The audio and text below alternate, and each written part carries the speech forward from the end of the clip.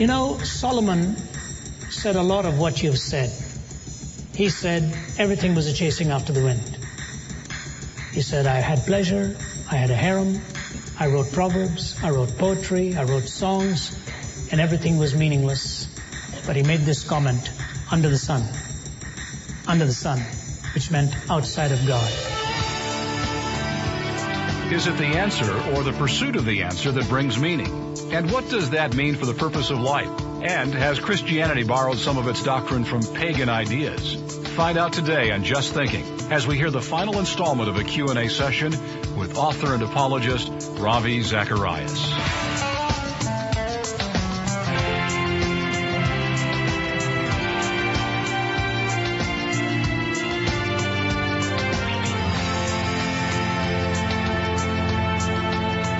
Welcome back to Just Thinking. Over the last few Fridays, we've heard segments of a Q&A session that Ravi Zacharias held at the University of Washington. Today, we're going to hear the final part of that evening. In Christianity, we refer to the Trinity of the Father, Son, and Holy Spirit.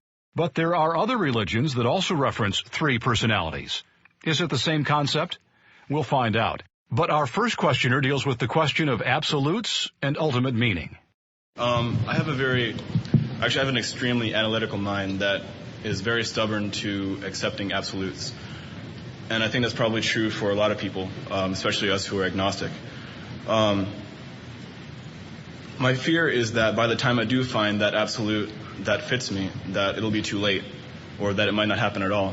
My question to you is, I would like to know how you feel about this statement, that the purpose of humanity is not the finding of an absolute path, but rather the relativistic methods by which we seek it, not the attainment of perfection, but rather the undying passion desire that can be found in many of us in attaining it.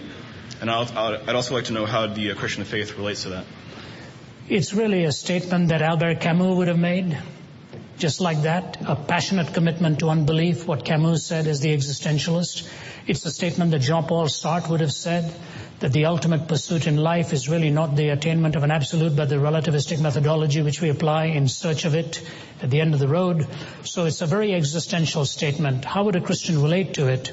I think the Christian would relate to it in that the existential side of life seeks meaning. And that meaning is an important pursuit. So as you're pursuing it and you find meaning in the process itself, then all you're really doing is finding particulars with no ultimate. You're finding many tiny little meanings, but no ultimate meaning in life. And that's what Bertrand Russell said. He said, ultimately, this whole edifice will collapse in the unyielding philosophy of despair. In that sense, despair is not a moment, it's a way of life. So I would say, as a Christian, why not put the methodology to test in the person of Jesus Christ? Because if you are going to give yourself the privilege of a relativistic path, and commit yourself to the fact that no absolute will be found, but it's the relativistic path that is all important, then you will also be compelled by that same degree of relativism to give that method to anybody else who disagrees with your relativism and arrives with his or her own, like the Hitlers of this world, who says, yeah, I also believe this is a relativistic path, and to me the relativistic path is the obliteration of the weaker. As Nietzsche said, they are the curse of this world, eliminate the weaker. So relativism as a path, if arrogating it to oneself, ought to then also give the same benefit to somebody else who is also going to be relativistic, whose relativism may yield different kinds of beliefs than your own. So any moral judgment at that point will reveal a smuggled-in absolute of some kind. So I would say to you that it's a little bit like this. Let's define an absolute, for example. If you're at a street light and you have to stop because it's red, these illustrations don't work in India because nobody stops for any light out there.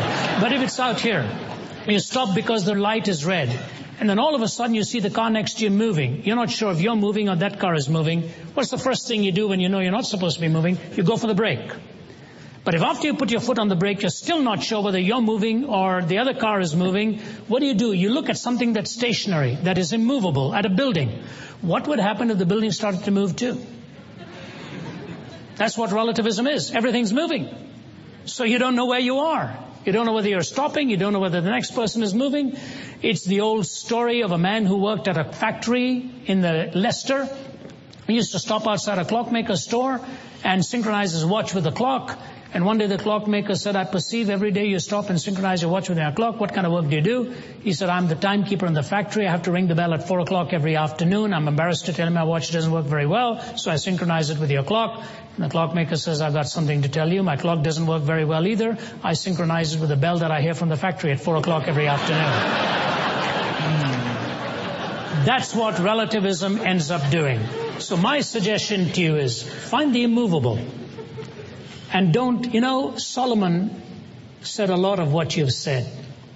He said everything was a chasing after the wind. He said, I had pleasure, I had a harem, I wrote proverbs, I wrote poetry, I wrote songs, and everything was meaningless. But he made this comment, under the sun, which meant outside of God. And so what did he say? The conclusion is this: fear God and keep His commandments, who will ultimately judge what is good and what is evil. And he said to remember your Creator in the days of your youth. You're a young man with a great mind. And I would say to you, find that absolute and the immovable God, and you will find He will not only give you the absolute, but will enable you to handle the relativistic challenges and live through those challenges by knowing what is right and what is wrong. As Beethoven said, God poured something into me and I would cheat myself by not living that life to the fullest. God has a wonderful plan in your life to use your mind and your body for His glory. Find that absolute in the person of Christ. He is the same yesterday, today, and forever. God bless you. Last question. Yes, sir. Yes. Hello? Can you hear me? What is your take on paganism in the Christian religion? Say that again, sir. Your take on paganism in the Christian religion. Paganism is such a broad term. Are you talking about animism? Are you talking about... the conversion between paganism and Christian. Explain a little more. How the holidays and some church rituals are pagan. Okay, all right. I think when you push that analogy too far, even the very word God was a pagan word at one time. And you can take language, you can take our terms, and it may have a connection to some pagan use of the word. The important thing is not whether there's a connection in the festival between a pagan belief and the Christian belief for a festival, but what is that the Christian is celebrating on that day. Sometimes there may be a carryover for an equivalent. There are many religions in the world that come up with a counterpoint on the same day, say for Christianity. And the important thing is not the festival or the name, but what is the content in that. It makes no difference to put a label on an empty jar. You've got to find what it is that the person actually believes. And so I guess you're thinking of something like All Hallows Eve or Halloween, or you're talking about the use of the Christmas tree or Santa Claus or things like that. Is that what you have in mind? There's a pagan trinity and a Christian trinity. There's a pagan what? Trinity. Are you talking about the Trimurti of Brahmanism? No, Osiris, Isis, and Horus. Oh, yeah, okay. But they are very, very different. Very, very different, as it is in Hinduism too, and with this we'll close. When you take the paganism of the early mystery religions, or take the paganism even of pantheism with the Trimurti, as they call it, Brahma, Shiva, and Vishnu, the creator, the destroyer, and the preserver. Very different concept in terms of the avatar over against the person of God Himself. In Christianity, the Trinity, there is one creator and one God and one mediator. They are not demiurges, they are not forces, they are not energies, they are not sexually related as all of these others are. So wherever you find truth, you will always also find a perversion of it. And I'll close with this statement. Sometimes you hear things like all religions are fundamentally the same, only superficially different. The reverse is true. All religions maybe have some superficial similarity, but they are fundamentally different. And those fundamentals are what we need to go to. Let me close with this comment by Malcolm Muggeridge, and I'll be through. He summed up his life feelings in these words. I may, I suppose, regard myself as a relatively successful man. People occasionally stare at me in the streets. That's fame. I can fairly easily earn enough to qualify for admission to the higher slopes of the Internal Revenue. That's success. Furnished with money and a little fame, even the elderly, if they care to, may partake of trendy diversions. That's pleasure. It might happen once in a while that something I said or wrote was sufficiently heeded for me to persuade myself that it has represented a serious impact on our time. That's fulfillment. Yet I say to you, and I beg you to believe me, multiply these tiny triumphs by 1,000,000. Add them all together, and they are nothing, less than nothing, a positive impediment measured against one draught of that living water that Christ offers to the spiritually thirsty, irrespective of who or what they are. I want to thank you all for coming, for giving me such a patient hearing. I hope you don't hear my voice in your nightmares, but you've given us a hearing. And I just want to say this. I want to thank the university for making it possible for us to get this auditorium. I just urge you to do this. If you don't know Christ, take the Bible and dare to pray a prayer. For Jesus, if you are who you claim to be, reveal yourself to me. Don't take our word for it. Find him, and you will find you can take his word for it. And as you ponder these things, just remember, it is the most definitive decision you can ever make in your life.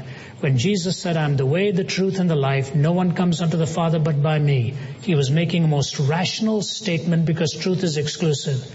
Check it out and find out whether the statement was true. I would recommend for you C.S. Lewis's Mere Christianity. In the new year, a book is coming out which I have written. I've called Walking from East to West, God in the Shadows. And it's based on this poem by the American poet. Truth forever on the scaffold, wrong forever on the throne, but the scaffold sways the future, and behind the dim unknown standeth God within the shadows, keeping watch above his own. I don't believe you are here by accident. God is in the shadows of your life, keeping watch over you. May you find him. Thank you. God bless you.